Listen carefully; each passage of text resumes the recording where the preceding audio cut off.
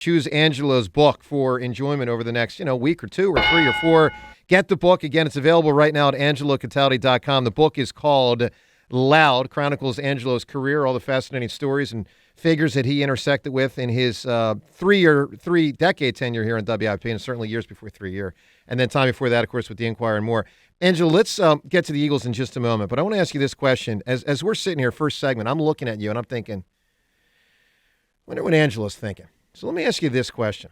John and I are on this side of the console. This is where you sat. Now, we were only here in this studio for about 3 years.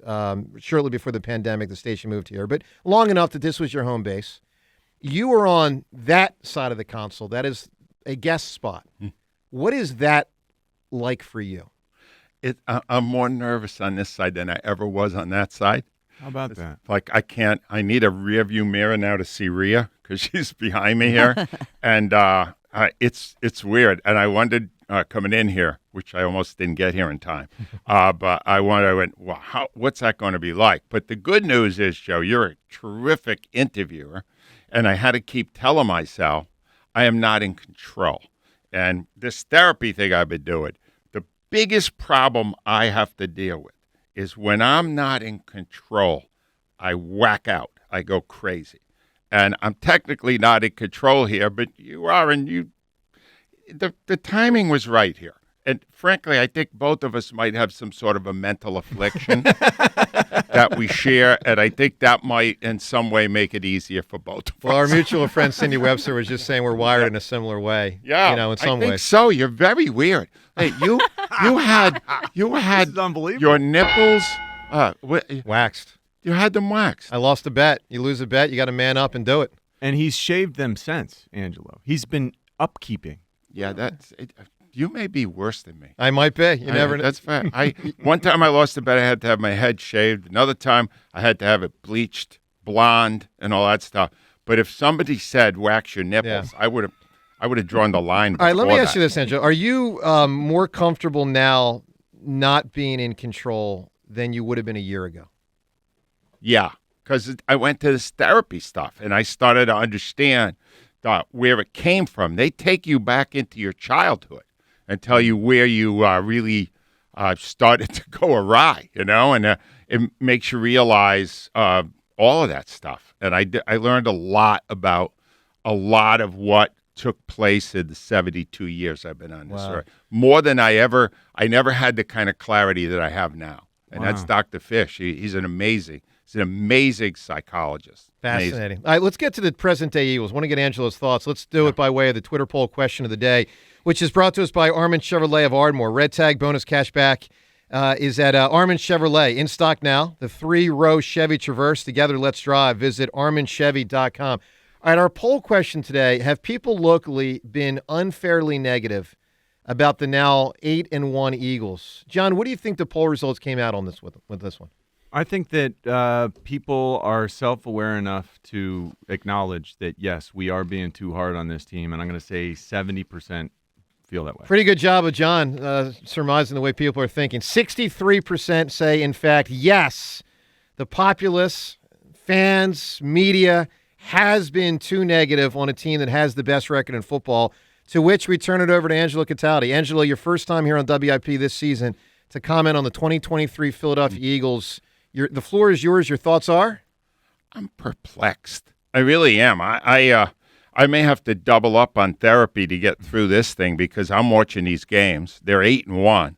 It's almost impossible to attack 8-1. Yeah. Nobody else is 8-1. They have the best record. All right, but they also have the 26th ranked pass defense. They have just given up 770 passing yards in the last 2 games. Passing yards, not total yards, passing yards.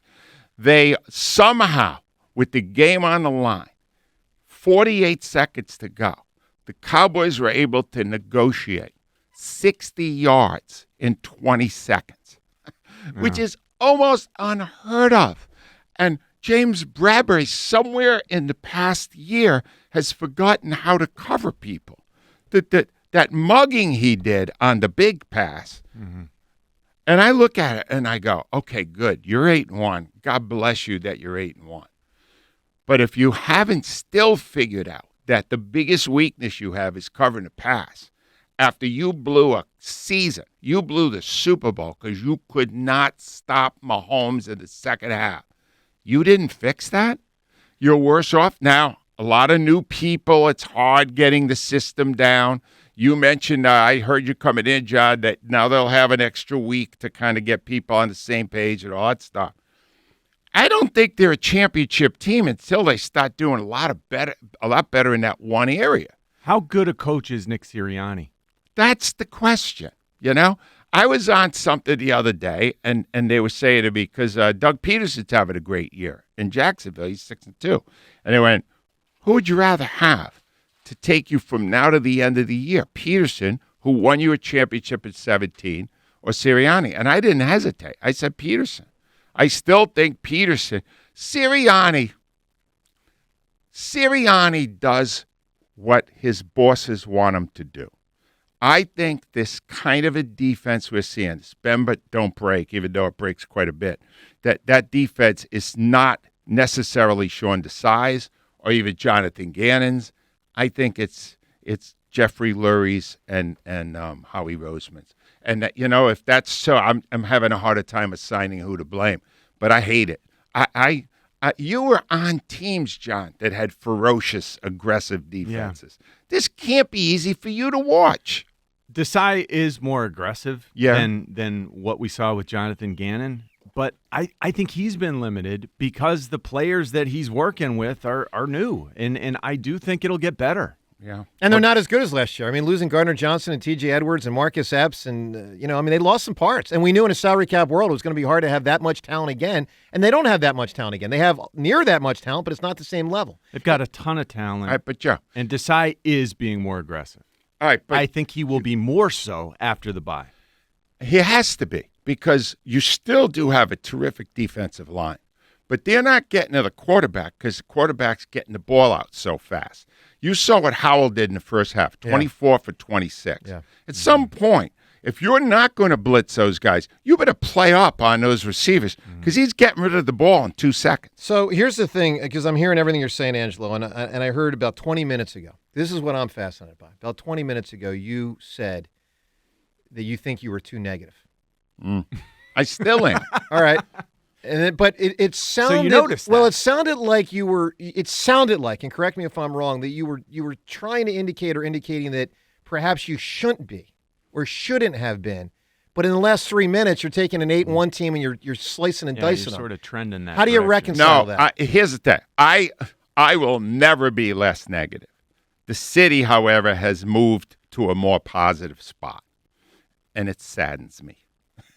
Do you think? Okay, it's funny. I can't tell to what extent he's joking and what extent he's being serious. No, am I joking? I talk to Angelo all the time, and I told Every you this, day. Joe. We talked on Monday, and I yelled at him. He said, "Did you crush the Eagles for the way they played that last minute?" And I said, "I was beyond thrilled they won." And he and I had it out, and I said, Thank God they won." And he said, "I can't do this Angelo, anymore with you." where the fan base has moved, and still could move, do you feel if you were 30 years younger and you started over today and did the next 30 years, do you feel with this fan base that you would be as successful? You were remarkably successful. I would not be. Not as successful as you were. I would not be.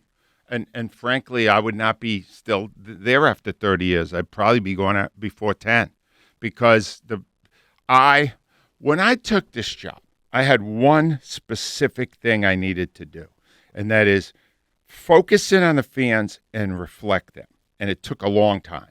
But I'd say, I even figured out by doing this book that Hoagiegate, when the Eagles first moved to the Link, and I got suspended because I said, you can't be serious. You won't let the fans bring in sandwiches to your beautiful new building.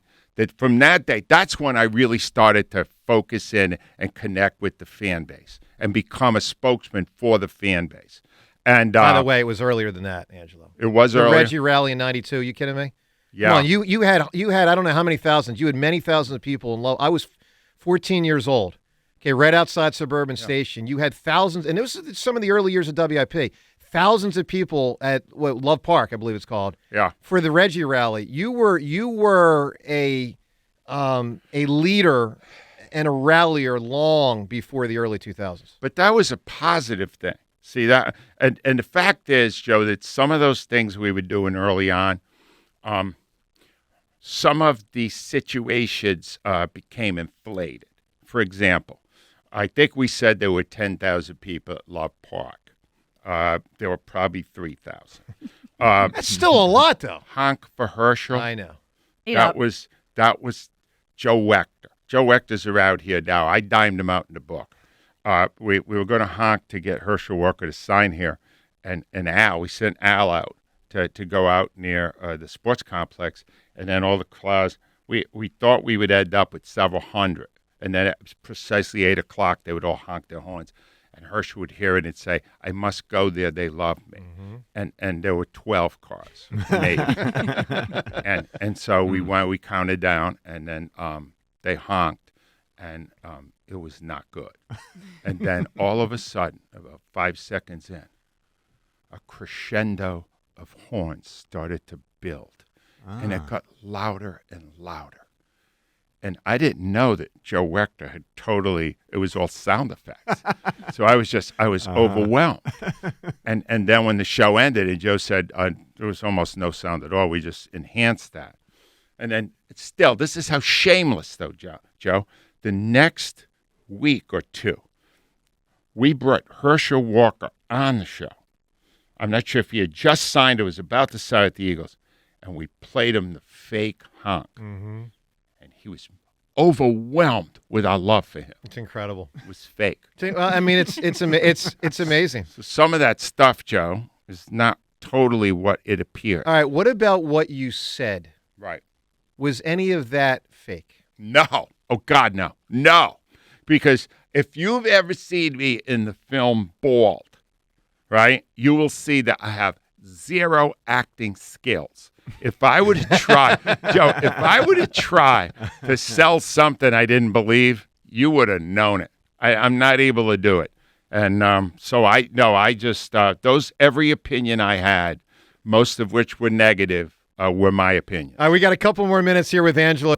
Angelo, one thing that has really stood out to me with everything you've said so far, you quoted the stats of Sam Howell. You dropped a 24 or 26 on us. That tells me you're still paying attention. Yeah. To a lot. True? Yeah, and that I don't think I'm going to be able to let that go, Joe. I'm still prepping shows. Not as much as I did, but I haven't missed a single moment of anything the Eagles have done. What I learned by not having this job now is what I care the most about. It's the Eagles. So much. That became like as much, if not more, than when I was doing a job. The Phillies went the other direction. I watched the playoffs, but I didn't watch 1 second of the World Series. Baseball was not a priority to me that it was when I had the show to do. Mm-hmm. And I was even feeling that in the final year when the Phillies were getting those great crowds and all that was going on. And I was saying to myself, in August, they had half a stadium. It was a phenomenon. I never completely bought in, although clearly it is a phenomenon. It's still there. You know, they could be back to that sellout thing again maybe next year. Now, they might not get it because they didn't win the World Series, close, but they're getting close. You know what it was like 12, 13 years ago. They're getting real close. But I don't care the way I did when it was my job to care. Sixers about the same, and the Flyers more because I'm rooting so hard for Keith Jones. Sure. So, but the Eagles, man, I live for that. I live for football now. I sat down Sunday and I watched the game in Germany, right? Yeah. And I was excited about how much the Chiefs were blitzing, and I wanted my team to do it, but they don't. They do that a lot. Then I watched the Red Zone channel, all those games at 1 o'clock. And then, Joe, you're right. I have all the stats. When it's over, I go right to Comcast Sports or NBC Sports Philadelphia. I say, Ruben Frank has all those stats. It's a great show. It's going on. Yeah. And I read all the stats. I especially pay attention to the stats that reinforce my opinion. Sure. Yeah. That never changed. How often do you wake up at 3 o'clock? For the first several months, every single day, even weekends. Now, less so. But I do have to get up around 5. Do? My dog, Bentley, got diabetes. Ah. And Sorry to hear that. he needs to eat 12 hours apart. And I want to feed him when we eat. So I get up around 5 or so, and I inject my dog. Oh. That would never have happened if I was still working. So you adjust. It's different. It's you know what though? The best part is this, Joe. When you can say a year after you retire that it was the perfect time, it was the right decision, then that's big, because a lot of people regret it. I have not had a single day where I said, I should have done another year, I should have done 2 years. No, I did the right amount. That's a gift. It's a Sure is. huge gift. It really is. A huge gift. Because, Francesa struggled with it. He stepped away. Yeah. He was out. He came back. He was in. He was out. He was, Right. And I know he delivered that message to you at a certain point. He did. So that's, to me, Angelo, there's a lot I've heard that's really good that I'm happy for you. But that is perhaps the best, that you have real comfort with the transition. And first of all, John, we don't have to look over our shoulder. Big guy's coming back and bump us out. Oh no, the big guy is toast. All right. But here's the other thing. This is something. 33 years to do this show, 5 days a week until last year, 4 days that week. Joe, there was never a show, not one, where I walked out. Rhea could tell you this, and I went, "Wow, we killed." There would be one bad moment in 4 hours, and I would focus on that the whole ride home and beyond. All right. The first time I felt actual satisfaction without a negative is when I finished that book. It's the first time it ever happened. Wow. At 72 years old. Why do you think that is? I went back to my roots. I'm better at writing than broadcasting. I figured that out what I was writing because it came so nicely to me. And I had fact checkers. You don't know how many things I said wrong for years on the show. Yeah. I had fact checkers, and when it was done, and I got to look at it and go through it, and they gave me a lot of say on that. It came out the way I wanted it. Good. This segment right now, by the way. Closure. Yeah. It was real closure. Yeah. It was great.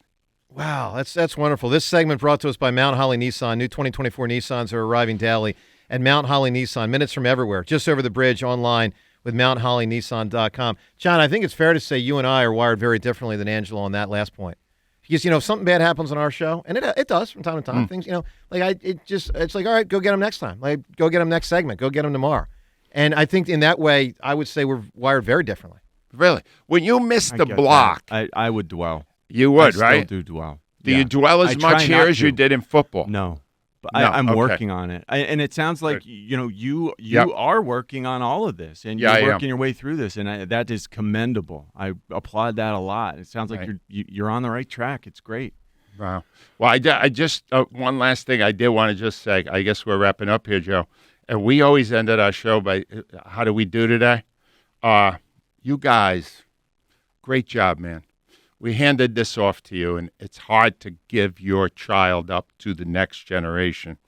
But I'm proud of what you do. I'm so thrilled that Rhea is going to be around for a long time. Rhea was the heart and soul of what we did, especially the last few years, but throughout.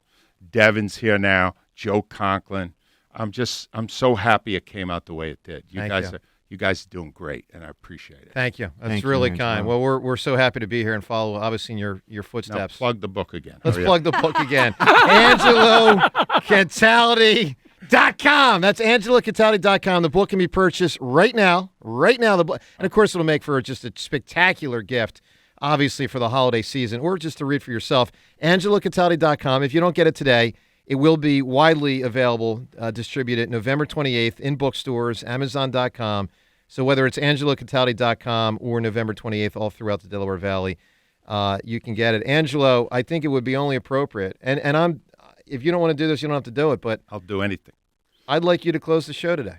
You would. Yeah, let's turn it over to you. Let's right. have you, because listen, this was your thing for 32 years, was it? Yeah. Why don't you? 33. So I'll just say this to All everyone right. listening. Tomorrow Right. we'll do whatever we do. Tomorrow we'll have, I don't know, whoever the heck we have on tomorrow's Mike show. Quick will be on the show Mike Quick will be tomorrow. on tomorrow. So I promote tomorrow, and hey, Howard watch the Eskin. Sixers game tonight. We'll talk about that tomorrow. And Joe and Hugh are up next. But Angelo, if you would, sir, the floor is I yours, will. and All right. take us out. I want to go with Rhea here. Rhea, so I had a dilemma. Yes. Right? Because I'm personalizing these books. Yes. And somebody yesterday came to me and they went, I would like you to just write bleep Dallas, but to actually write the word. How many books did you have to do? No, it's with just that? the one book. Yes. Now, Rhea, I want to ask you straight up. Yes. Do you think I used that obscenity in that book? 100%. There you go. The minute the check cleared, oh, yeah. Right, hold on. You, Douglas, we're going late. Hey, Douglas. Hey, nice listen, beard. You don't work Right? here anymore. Get out the radio. We got a show to do. Look at Douglas here. You ain't the man you used to be. All right, Douglas, that happens to be true. I'm with you. All right, you could, Richie. One time I needed you to block. You couldn't do it. Sorry. What the hell's wrong with you? He's quick. Still got that first step. Joe, thank you so much. Thank all the people out there for all the support and for the continued support you give to the best morning show, as usual, the WIP Morning Show. Thank you, Joe, so much.